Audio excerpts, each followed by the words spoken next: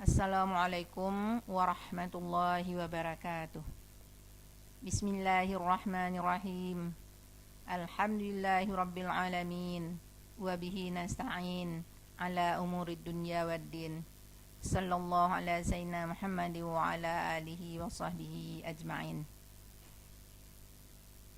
Bapak-bapak dan ibu-ibu yang dirahmati Allah subhanahu wa ta'ala, sebagai orang yang beriman, maka hidup kita selalu mengikuti tuntunan Allah Subhanahu wa taala yang terdapat dalam Al-Qur'anul Karim.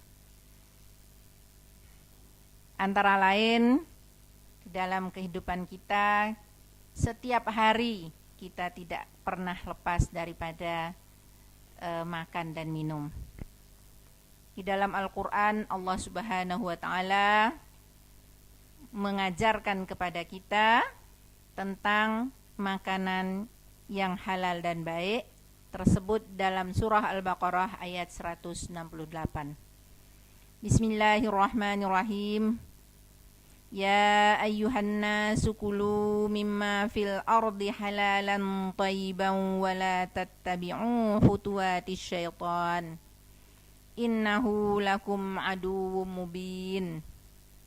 Yang artinya, hai sekalian manusia, makanlah yang halal lagi baik dari apa yang terdapat di muka bumi, dan janganlah kamu mengikuti langkah-langkah syaitan, karena sungguhnya syaitan itu musuh yang nyata bagimu. Bapak dan ibu sekalian yang saya hormati, sebagai orang Islam, tentunya kita harus mengikuti apa yang dituntunkan oleh Allah Subhanahu wa taala. Allah sudah menciptakan kita manusia lengkap dengan segala keperluan hidup kita. Yang utama dalam hal ini yang kita bicarakan adalah mengenai makanan. Setiap hari memang kita perlu makan. Oleh karena itu, hendaknya kita mengikuti tuntunan Allah Subhanahu wa taala. Kalau kita makan, di sini sebutkan makanlah yang halal. Yang halal, yang baik. Dalam hal ini mengenai makanan yang halal dan baik sudah jelas, yaitu segala makanan yang diperbolehkan kepada kita untuk mengkonsumsinya, untuk memakannya. Berarti ada makanan yang haram yang tidak boleh untuk kita makan. Mengenai petunjuk makanan apa yang tidak diperkenankan kepada kita untuk memakannya, makanan yang haram tersebut jelas-jelas disebutkan oleh Allah, diajarkan kepada kita semua sebagai hambanya yang beriman, sebagai orang yang Islam, yaitu tersebut dalam surah Al-Baqarah ayat 173 dan dalam surah Al-Maidah ayat 3. Di sana secara terperinci disebutkan makanan apa saja yang tidak diperkenankan kepada kita sebagai orang Islam yang beriman untuk memakannya.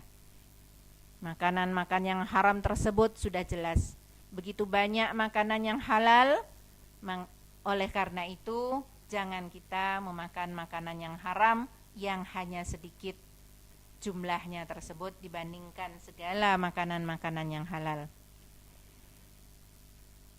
Sedangkan makanan yang thayyib, yang baik, tadi disebutkan halalan thayyiban, yang halal dan yang baik. Yang baik itu adalah makanan yang cocok untuk kondisi tertentu. Karena yang baik bagi seorang belum tentu baik bagi yang lain. Baik pada saat kita sehat belum tentu baik pada saat kita sakit. Jadi makanan yang thayyib itu makanan yang baik-baik sesuai dengan kondisi kita, sesuai dengan kondisi tertentu yang harus kita perhatikan. Ibu dan bapak yang saya hormati, walaupun sudah disebutkan kita harus makan makanan yang halal dan yang baik, tetapi kita harus memperhatikan jangan sampai kita memakan melampaui batas. Karena Kalau kita makan sesuatu, walaupun dia baik, walaupun halal, kalau melampaui batas, pasti akan merusak kesehatan kita. Oleh karena itu, marilah kita semua dalam kehidupan kita sehari-hari yang tidak lepas daripada makan dan minum, kita jalani sesuai dengan tuntunan Allah kepada kita, menghindari segala yang haram-haram, dan marilah kita memakan makanan yang jelas baik dan halal yang begitu banyak di muka bumi ini. Pada surah Thaha ayat 81, Allah berfirman, Bismillahirrahmanirrahim, Kulu min thayyibati ma razaqnakum wa la tatghaw fihi fayahilla 'alaikum ghadabi wa man yahlil 'alaihi ghadabi faqad hawa. Yang artinya, makanlah di antara rezeki yang baik yang telah kami berikan kepadamu, dan janganlah melampaui batas padanya, yang menyebabkan kemurkaanku menimpamu. Dan barang siapa ditimpa kemurkaanku, maka sungguhnya binasalah ia. Bapak dan Ibu yang saya hormati, kemarin sudah kita sebutkan bahwa kalau kita makan melampaui batas, maka itu tentu saja tidak baik bagi kesehatan kita. Di sini jelas-jelas Allah Subhanahu wa taala memerintahkan kepada kita untuk memakan di antara rezeki Allah yang baik-baik yang telah diberikan kepada kita. Tetapi jangan kita melampaui batas padanya. Jadi kita disuruh kulu min thayyibati ma razaqnakum wa la tatghaw fihi. Jadi sekali lagi, kalau kita makan, makanlah rezeki yang halal, tetapi kita juga harus mengingat bahwa walaupun itu halal, walaupun itu baik, sedang-sedang sajalah, jangan sampai berlebih-lebihan melampaui batas. Karena seperti kita ketahui, begitu banyak penyakit-penyakit yang ditimbulkan oleh sebab salah dalam makan. Terlalu banyak makan menyebabkan penyakit-penyakit yang berbagai macam akibatnya.